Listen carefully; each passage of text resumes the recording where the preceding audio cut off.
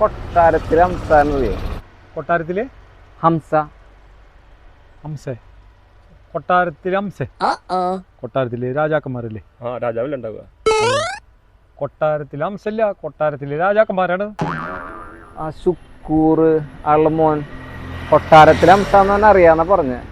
ആ നമ്മുടെ കൊട്ടസുക്കൂറിന്റെ വാപ്പല്ലേ ഹംസക്ക? കൊട്ടക്കാര ഹംസക്ക. അതെ, അത് കൊട്ടാരത്തിലെ ഹംസക്കല്ല, അത് കൊട്ടക്കാരൻ ഹംസക്ക. ആള് പണ്ട് കൊട്ട കച്ചവടമായിരുന്നേ, ആളങ്ങനെ വിളിക്കുക, അതാണ് കേസ്. ആളുടെ മോനെ എന്റെ പെങ്ങളെ പെണ്ണ് കാണാൻ വന്നിട്ടായിരുന്നു. അവനോട് ഇപ്പം അന്വേഷിച്ചിട്ട് എന്താ പെണ്ണുകാസാ? പെണ്ണുകാസാണെന്നുണ്ടെങ്കിൽ നമുക്ക് വലിയ പിടുത്തില്ല കേട്ടോ. അത് അതിന് ബെറ്റർ ഇവനെ എല്ലാ ഡീറ്റെയിലും അറിയാം. ആളെങ്ങനെ പണിക്കൊക്കെ പോണ കൂട്ടത്തിൽ തന്നെയല്ലേ?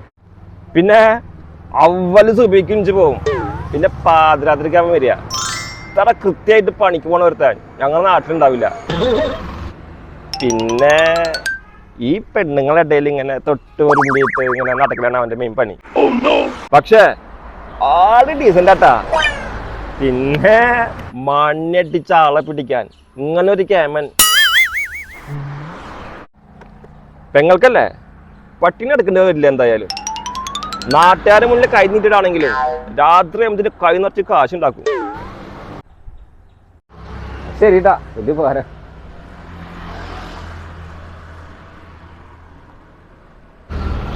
നമുക്ക് പറ്റിയ ബന്ധല്ലപ്പാ. പക്ഷെ ഞാൻ എന്തുട്ടൊക്കെ ഈ പറഞ്ഞിട്ടുണ്ടാക്കി. ഈ പണ്ട് മറ്റേ ആ ചെറുപ്പക്കാടമുള്ള കല്യാണം മുടക്കിയമാര് ഇപ്പൊ അത് സമാധാനമായില്ല, അതിൽ വേണ്ടാന്ന് പറഞ്ഞിട്ടാണ് പോണത്. ഞാനെന്ത് മുടക്കി? അവർ രാവിലെ മുതൽ മണ്ണി അടിച്ച ആൾക്കാരൊക്കെ കയറ്റി ആ തിക്കും തിരക്കിന്റെ ഇടയിൽ കൂടെ ഒക്കെ പൈസ മേടിക്കാൻ പോകുമ്പോ പെണ്ണുങ്ങളൊക്കെ തട്ടിമുട്ടിയിരിക്കും. ഞാൻ അത്രല്ലേ പറഞ്ഞുള്ളൂ. അവൻ ബസ് കണ്ടക്ടർ അല്ലേ?